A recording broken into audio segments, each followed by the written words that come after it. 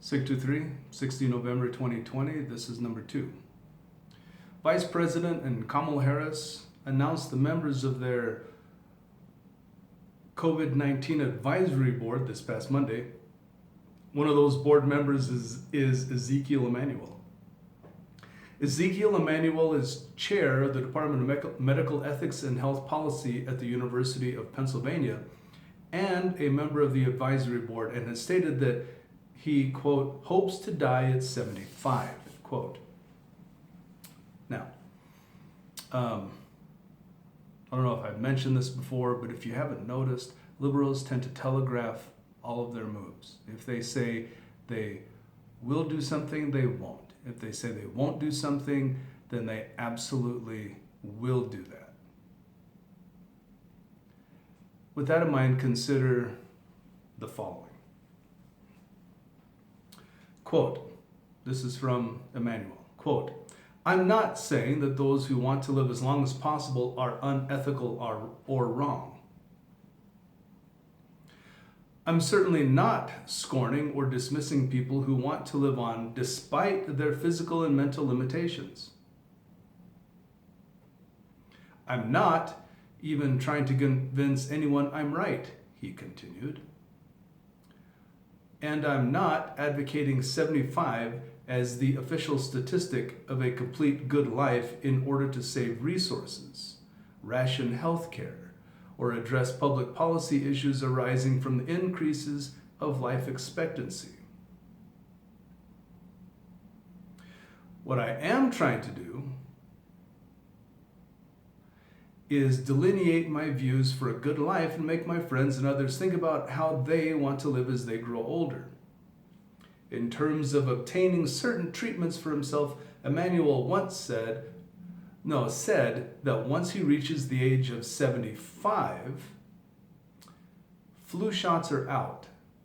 Certainly, if there were to be a flu pandemic, a younger person who has yet to live a complete life ought to get the vaccine or any antiviral drug.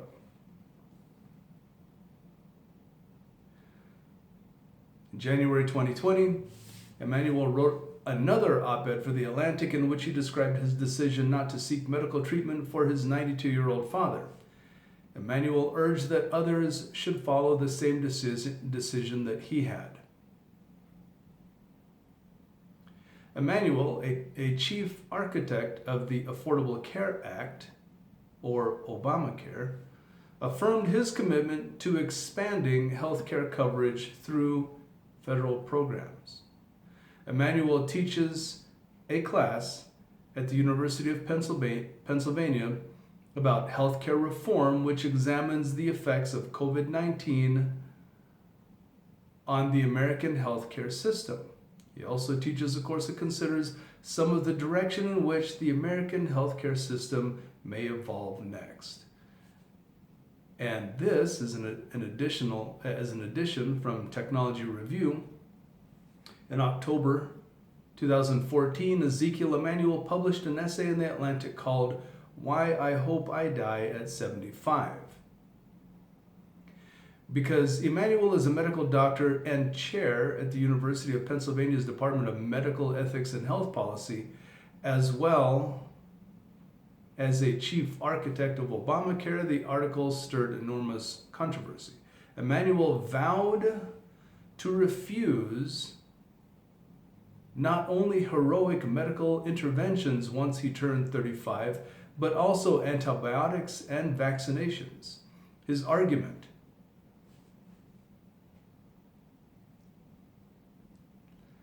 this, I believe he absolutely believes, but not for him. Not for the people who, not for those who some people would consider to be the elites, who aren't. His argument: older Americans live too long in a diminished state, raising the question of, as he put it, quote, whether our consumption is worth our contribution, end quote. Remember, because he believes that it's from each according to his ability, to each according to their need. If you don't have any from anymore because of your inability, is anything given to you because of your need in his worldview? So, Biden, completely different person. Biden taps reparations advocate for Treasury transition. Marsha Baradaran, a professor at the University of California Irvine School of Law, is helping Biden prepare to hit the ground running on day one as a member of his Department of the Treasury Agency Review Team. Baradaran is an outspoken advocate of reparations for Black Americans, both as a means of correcting quote-unquote white supremacy and closing the racial wealth gap. In her 2017 book, The Color of Money, Black Banks and the Racial Wealth Gap, Baradaran argues that closing the racial wealth gap requires acknowledging past wrongs and providing compensation for damages. A reparations program could take many forms. Quote, this is her quote. A reparations program could take many forms, from simple cash payments or baby bonds to more complex schemes such as subsidized college tuition, basic income, housing vouchers, or subsidized mortgage credit, she writes. Baradaran's book inspired Netflix to donate $100 million to organizations that, quote, support Black communities, end quote.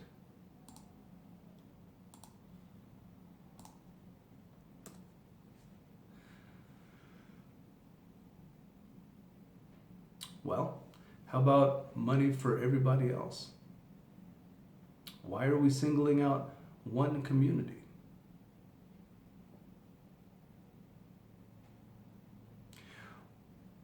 Why can't we give equal amounts to the Hmong people? Why can't we give equal amounts to everybody who escaped communism to come to the United States? Why should we do that? Oh, because the Democrats support communism. Those refugees from communism came to the United States.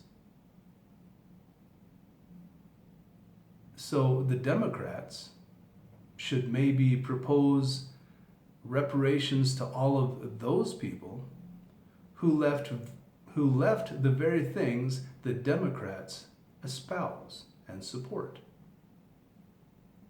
Why not give to them?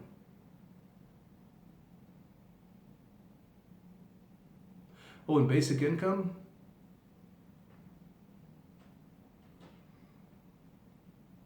No.